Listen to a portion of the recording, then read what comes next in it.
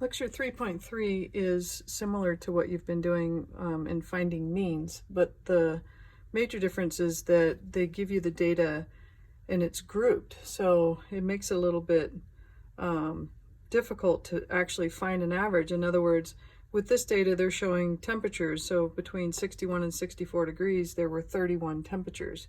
But you don't know if they were all 61 degrees, 62, 63, 64, or some were 64, some were 62. You don't know that, right? So it's not like you can just take all of your scores, add them up, and divide by the number of scores to get your mean.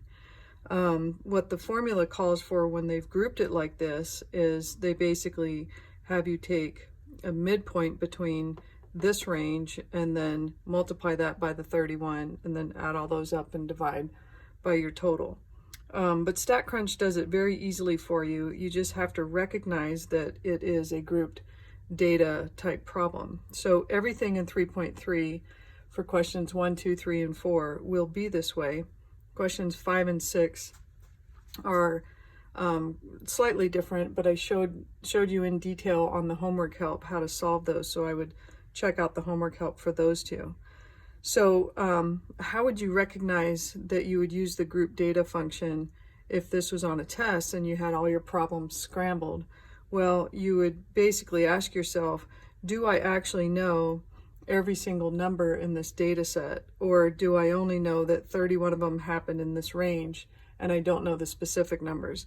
If you don't know the specific original data points, then most likely it's a grouped data problem.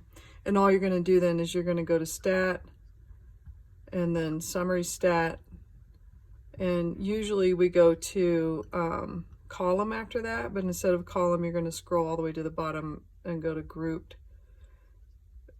/bind and then follow from there. I don't think I need a StatCrunch video for this. It's pretty self-explanatory, and there are also instructions in your textbook and in the notes as well. So that concludes chapter 3.